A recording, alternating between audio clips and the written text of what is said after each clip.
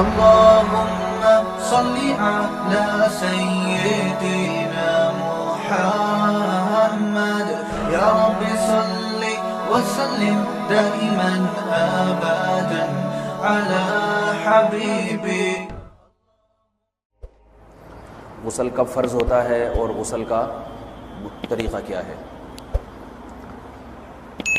رسول اللہ صلی اللہ علیہ وسلم نے فرمایا ان اللہ لا یستحیی من الحق، اللہ تعالیٰ حق بات کو بیان کرنے سے حیا نہیں کرتے.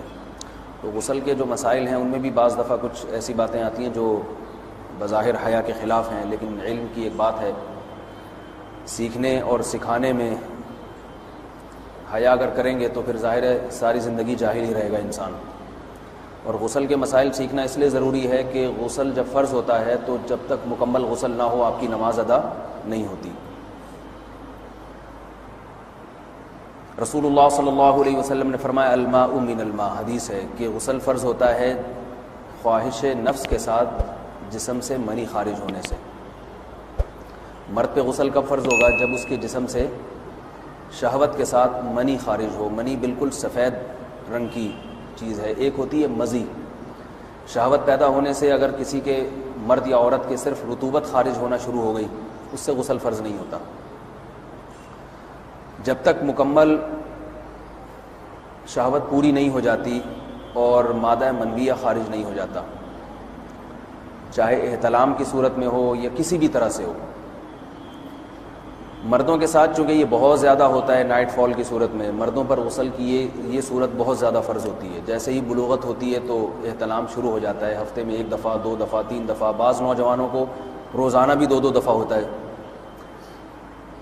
جبکہ خواتین میں یہ والے غسل کی صورت بہت ہی کم ہوتی ہے کہ ان کو نائٹ فال ہو یا اس طرح سے غسل فرض ہو. ہزاروں میں کسی ایک عورت کے ساتھ ایسا ہوتا ہے.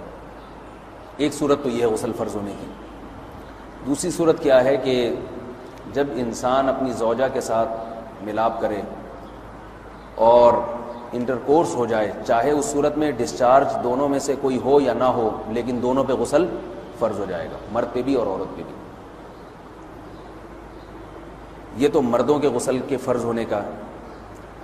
مردوں کے غسل میں ایک چیز یہ بھی ہے کہ اگر آپ نے رات کو نیند کی اور صبح آپ اٹھے اور آپ نے کپڑوں پہ نشان دیکھا، اب آپ کو یہ پتہ نہیں چل رہا کہ یہ منی کا نشان ہے یا مزی کا ہے، تو بھی آپ پر غسل کرنا فرض ہے. یہی سمجھا جائے گا کہ یہ آپ خواب میں ڈسچارج ہوئے ہیں. عورت پر جو غسل فرض ہوتا ہے ایک اور صورت میں ہوتا ہے کہ جب خواتین کو ایام آنا بند ہو جاتے ہیں، حیض یا نفاس سے جب پاک ہو جائیں تو بھی ان پہ غسل فرض ہے. یہ تو غسل کی فرضیت سے متعلق احکام تھے. کچھ چیزیں ایسی ہیں جن میں غسل سنت ہے، فرض نہیں ہے. جمعہ کے دن غسل کرنا رسول اللہ صلی اللہ علیہ وسلم نے بہت زیادہ تاکید کی ہے. سنت کی 2 قسمیں ہیں، سنت مؤکدہ اور سنت غیر مؤکدہ. مؤکدہ وہ ہوتی ہیں کہ جن کو چھوڑنے کا اگر کوئی معمول بنا لے تو گناہ کا خطرہ ہے اور ایسا شخص قابل ملامت ہے، اسے شریعت ملامت کرتی ہے، برا بھلا کہتی ہے. تو غسل سنت مؤکدہ ہے ہفتے میں 1 مرتبہ، چاہے جمعے کے دن ہو یا کسی بھی دن ہو. جو مسلمان ہفتے میں 1 دفعہ بھی نہیں نہاتا، وہ کتنا ہی نیٹ کلین ہو، مگر شریعت کی نظر میں وہ قابل ملامت ہے. اسے تانے دینے چاہیے کہ شرم نہیں آتی ہو مسلمان مگر رہتے ہو بھنگیوں اور چماروں کی طرح. ملامت تو اسی کو کہتے ہیں نا. اس کی دلیل رسول اللہ صلی اللہ علیہ وسلم نے فرمایا، صحیح حدیث ہے، حق علی کل مسلم ان یغتسل کل اسبوع مرۃ، کہ ہر مسلمان پر لازم ہے کہ وہ ہفتے میں کم از کم 1 مرتبہ غسل کرے. ہر مسلمان پر لازم ہے، چاہے اس پہ غسل فرض نہ بھی ہو. اور کس دن بہتر ہے؟ جمعہ کے دن. نبی صلی اللہ علیہ وسلم نے حکم دیا ہے کہ جمعے کے دن غسل کیا جائے. امام احمد ابن حنبل کا مذہب یہ ہے کہ جمعے کے دن غسل کرنا واجب ہے، صرف سنت نہیں ہے بلکہ واجب ہے. لیکن جمہور کا مذہب یہ ہے کہ سنت عمل ہے. غیر مسلم جب اسلام قبول کرتا ہے تو اس وقت بھی اس کے لیے غسل کرنا سنت ہے. جب ہم مردے کو نہلاتے ہیں تو جو مردے کو نہلائے اس کے لیے بھی خود غسل کرنا افضل ہے، سنت عمل ہے. عید کے دن غسل کرنا سنت عمل ہے. تو یہ وہ تمام مواقع ہیں جن میں غسل کرنا رسول اللہ صلی اللہ علیہ وسلم کی سنت ہے. غسل کا طریقہ کیا ہے؟ غسل میں 3 چیزیں فرض ہیں: منہ بھر کے قلی کرنا، ناک میں پانی ڈالنا کہ ناک کی جو نرم جگہ ہے یہ اچھی طرح تر ہو جائے، اور پورے جسم پہ ایک مرتبہ پانی بہا دینا کہ جسم میں بال کے برابر جگہ بھی خشک نہ رہے۔ یہ تو ہے فرض، یعنی یہ کام کسی نے کسی بھی طرح سے کر لیا تو غسل ادا ہو جائے گا، چاہے اس کی نیت غسل کی تھی یا نہیں تھی۔ کوئی آدمی چلتا ہوا جا رہا ہے، پھسل کے تالاب میں گر گیا، پورے غوطے کھا کے باہر نکلا، قلی کر لے اور ناک میں پانی ڈال لے تو غسل اس کا ادا ہو جائے گا۔ البتہ چونکہ نیت نہیں تھی لہذا غسل کا ثواب نہیں ملے گا، ثواب نیت کے بغیر نہیں ملتا انسان کو۔ دلائل اس کے الگ موضوع ہے کہ اس کی دلیل کیا ہے کہ بغیر نیت کے بھی غسل ہو جاتا ہے، لیکن میں نے بتایا دلائل کا سیشن نہیں ہے، اس میں پھر بات لمبی ہو جائے گی۔ تو یہ تو ہے فرض، پورے جسم پہ پانی بہانا، کلی اور ناک میں پانی۔ سنت طریقہ کیا ہے؟ رسول اللہ صلی اللہ علیہ وسلم غسل کیسے کرتے تھے؟ سنت طریقہ جس پہ جو اختیار کرنا چاہیے وہ طریقہ یہ ہے کہ جب آپ غسل کے لیے بیٹھیں تو سب سے پہلے وہ جگہ دھوئیں جہاں نجاست اور ناپاکی لگی ہوئی ہے۔ نائٹ فال ہوا، کسی کو احتلام ہوا، تو جہاں جہاں گندگی لگی ہے پہلے اس جگہ کو دھوئیں، استنجا کریں، شرمگاہ کو دھوئیں اچھی طرح، سمجھ رہے ہیں بات کو؟ اس کے بعد ہاتھ دھوئیں اور مکمل وضو کریں جیسے ہم عام حالات میں وضو کرتے ہیں۔ مکمل وضو کرنے کے بعد دائیں کندھے پہ پانی ڈالا، لیفٹ سائڈ پہ پانی ڈالا۔ پہلے زمانے میں تو چلو سے غسل ہوتا تھا، ہاتھ دھو لیے تو اب چلو سے پانی لے کے یہاں ڈالا جا رہا ہے، چلو سے پانی لے کے یہاں ڈالا جا رہا ہے، پورے جسم پہ ملا جا رہا ہے، اور چلو سے پانی لے کے 3 دفعہ سر پہ ڈالا جا رہا ہے۔ تو آج کل چلو ولو تو ہے نہیں، شاور کے نیچے جا کے کھڑے ہو جاتے ہیں، تو اس میں یہ کہ شاور کھولیں اس کے نیچے کھڑے ہو جائیں، سارے چلو اس میں خود بخود ہی ہو جائیں گے، پورے جسم پہ پانی بہہ جائے گا۔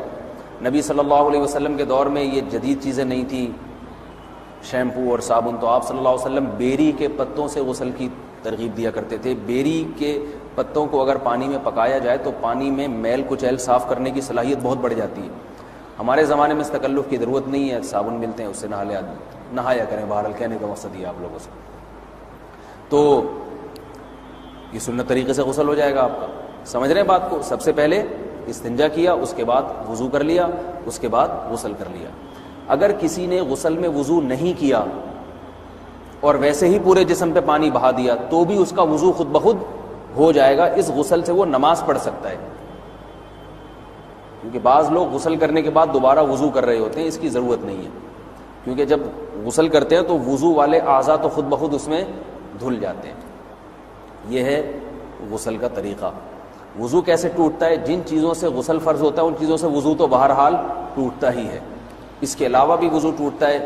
اس سے پچھلے لیکچر میں نے کچھ تفصیل بتائی تھی کہ نجاست جسم سے کہیں سے بھی خارج ہو جائے یا نجاست نکل کے بہہ پڑے، اگر قضائے حاجت کی جگہوں سے نجاست خارج ہوئی ہے تو نظر بھی آ جائے وضو ٹوٹ جائے گا، اور قضائے حاجت کے علاوہ جگہوں سے اگر نجاست خارج ہوئی ہے، خون وغیرہ ہے جیسے، تو جب تک نکل کے بہے گا نہیں تو اس وقت تک وضو نہیں ٹوٹے گا۔ سمجھ رہے ہیں بات کو؟ وضو کا طریقہ کیا ہے؟ سب سے پہلے دونوں ہاتھوں کو دھویا جائے، 3 دفعہ کلی کی جائے، مسواک کی جائے، 3 دفعہ ناک میں پانی ڈالا جائے، پھر پورے چہرے کو، پیشانی یہ جو ہے جہاں سے پیشانی ہماری شروع ہو رہی ہے اور تھوڑی کے نیچے، تھوڑی جہاں ختم ہو رہی ہے، اور ایک کان کی لو سے دوسرے کان کی لو تک 4 اعضاء ہیں وضو میں دھونا فرض ہیں۔ 1 چہرہ، نمبر 2 بازو، نمبر 3 سر کا مسا، چوتھائی سر، اور نمبر 4 پاؤں کو دھونا۔ اس کی دلیل قرآن مجید کی مشہور آیت ہے فَاغْسِلُوا وُجُوهَكُمْ وَأَيْدِيَكُمْ إِلَى الْمَرَافِقِ۔ اللہ فرماتے ہیں ایمان والو جب نماز کا ارادہ ہو تو اپنے چہروں کو اور اپنے ہاتھوں کو دھو، سر کا مسا کرو اور پاؤں کو ٹخنوں سمیت دھو۔ دھونے کا حکم ہے قرآن مجید میں۔ البتہ سر کے بارے میں یہ نہیں ہے پورے سر کا مسا کرو، بلکہ آ رہا ہے وَامْسَحُوا بِرُؤُوسِكُمْ، با کا لفظ ہے، با آتی ہے تبعیض کے لیے کہ سر کے بعض حصے کا مسا۔ اب بعض حصے کا قرآن حدیث میں کہیں تذکرہ نہیں ہے، تو اس میں فقہاء کرام کے اجتہادات ہیں۔ امام شافعی فرماتے ہیں تھوڑا سا بھی ٹچ کر لیا سر کو ہو جائے گا، امام ابو حنیفہ فرماتے ہیں نہیں کم از کم 1/4 کا ہونا ضروری ہے۔ سب کے اپنے اپنے دلائل ہیں، ان دلائل میں نہیں جاتا۔ فقہ حنفی کو جو فالو کرنے والے ہیں تو ان کو چاہیے کم از کم 1/4 سر کا مسا، یہ فرض ہونے کے لیے ضروری، مگر سنت کیا ہے؟ پورے سر کا مسا۔ نبی صلی اللہ علیہ وسلم دونوں ہاتھوں کو بھگو کے پورے سر کا مسا کرتے تھے ایسے، سمجھ رہے ہیں بات کو؟ اور مسح کے جو یہ ٹیکنیکل طریقے ہیں کہ آپ یوں پہلے انگلی بنائیں پھر یوں لے کر جائیں پھر یوں گھما کے لائیں پھر یوں، یہ ٹیکنیکل طریقے حدیث سے ثابت نہیں۔ مسح کا طریقہ کیا ہے؟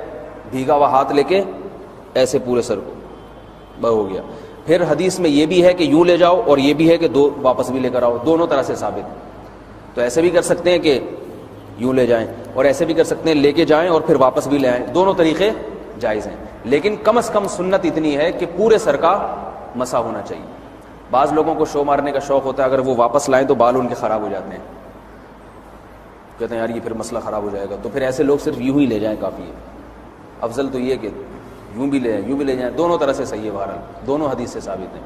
سمجھ رہے ہیں بات کو؟ اور یہاں ایک اہم مسئلہ بتا دوں، قرآن مجید نے پاؤں کو دھونے کا حکم دیا ہے، پاؤں پہ مسح کرنے کا حکم نہیں دیا، اور حدیث میں خفین پر مسح کرنے کا حکم ہے۔ تو قرآن اور حدیث کو فقہا نے جمع کیا ہے، لہذا وہ موزے جن میں آسانی سے پاؤں دھوئے جا سکتے ہیں ان میں چاروں ائمہ کے نزدیک پاؤں پہ مسح کرنا جائز نہیں۔ سعودی عرب میں جو بعض سلفی حضرات اور یہاں ہمارے ہاں بھی اہل حدیث حضرات نے عام موزوں پر بھی جو مسح کی ایک روایت ڈال دی ہے، اسلاف میں، تابعین، تبع تابعین میں اور چاروں ائمہ کے مذاہب میں اس کا ثبوت نہیں ملتا۔ اگر اسلاف میں کوئی قائل بھی ہے تو ایک شاذ قول، اکا دکا قول ملتا ہے، ورنہ یہ ائمہ اربعہ کے مذہب کے خلاف ہے، اور جو احادیث جو نقل ہوتی ہیں صحیح سند کے ساتھ ان کے بھی خلاف اور قرآن کی آیت کے بھی خلاف ہے۔ اس لیے کسی نے عام ساکس پہ اگر مسح کر لیا، جو عام طور پہ آفس پہن کے جاتے ہیں لوگ، اس میں تو پاؤں آپ اگر ساکس کو پانی کے نیچے رکھیں پورا پاؤں دھل جائے گا آرام سے، تو وہاں کیا ہو رہا ہے کہ قرآن مجید کے حکم کی مخالفت لازم آ رہی ہے، آپ پاؤں دھو نہیں رہے۔ تو اس لیے ہم یہ سمجھتے ہیں کہ اس صورت میں نماز ادا نہیں ہوگی۔ سعودی عرب میں بعض سلفی حضرات نماز پڑھاتے ہیں، وہ ایسے ہی کرتے ہیں کہ عام ساکس پہ مسح کر کے نماز پڑھا لیتے ہیں۔ تو فتویٰ اسی پر ہے کہ ان کی اگر کسی کو یقین ہے کہ اس نے عام ساکس پہ مسح کر کے نماز پڑھائی ہے تو اس کے پیچھے نماز ادا نہیں ہوگی، کیونکہ قرآن کے مطابق اس کا وضو ہوا ہی نہیں ہے۔ صدیوں تک کوئی بھی اس قول کا قائل نہیں رہا ہے کہ عام ساکس پہ بھی مسح ہو جاتا ہے۔ یہ ابن تیمیہ رحمہ اللہ تعالیٰ 7ویں صدی میں اس کے قائل تھے، اور تابعین میں اکا دکا قول ملتے ہیں اس کے، لیکن شاذ قول ہیں، مرجوح قول ہیں جن پر امت نے فتویٰ نہیں دیا، اور اب سعودی عرب میں بعض سلفی حضرات اس کے قائل ہیں۔ ہمارے ہاں اہل حدیث حضرات بھی چونکہ اکثر سعودی عرب کے سلفی حضرات ہی کو فالو کرتے ہیں، تو انہوں نے بھی وہیں سے یہ فتویٰ لیا ہے۔ لیکن ائمہ اربعہ کے مذہب میں اور دلائل کے لحاظ سے دیکھا جائے تو یہ مذہب کمزور ہے۔ قرآن نے پاؤں کو دھونے کا حکم دیا، آپ دھوئیں گے پاؤں جب تک دھونا ممکن ہے۔ چمڑے کے موزے ہیں ان کو دھونا ممکن نہیں ہے اتارے بغیر، لہذا ان موزوں کے اوپر مسح ہو جائے گا، تو اس سے قرآن پر بھی عمل ہو جائے گا اور حدیث پر بھی عمل ہو جائے گا۔ اس لیے ائمہ اربعہ نے جو قرآن و حدیث کو سمجھ کے جو فیصلہ کیا ہے اس پہ چلنا ہمارے لیے زیادہ مفید ہے بنسبت آج کل کے جو علماء ہیں ان کی اپنی ذاتی آراء پر۔ اس لیے یہ بھی ایک وضو سے متعلق اہم مسئلہ تھا، سمجھ رہے ہیں؟ باقی تو ماشاءاللہ وضو کرنا سب کو آتا ہی ہے۔ اور وضو کے بعد دعا کیا ہے؟ کلمہ شہادت، اشہد ان لا الہ الا اللہ وحدہ لا شریک لہ اشہد ان محمدا عبدہ ورسولہ اللہم اجعلنی من التوابین واجعلنی من المتطہرین۔ اے اللہ تو مجھے بار بار توبہ کرنے والوں میں شامل کر دے اور بار بار پاکیزہ رہنے والوں میں شامل کر دے۔ توبہ اس لیے کہ میں نے ظاہری طہارت تو حاصل کر لی، مجھے روحانی طہارت بھی عطا کر دے۔ اگر میں نے گناہ کیے ہوں تو مجھے ان سے بھی توبہ کی توفیق عطا فرما لے، تاکہ اس لحاظ سے بھی میرا وضو ہو جائے، اس لحاظ سے بھی میں پاک ہو جاؤں۔ سبحانک اللہم و بحمدک، نشہد ان لا الہ الا انت، نستغفرک و نتوب الیک۔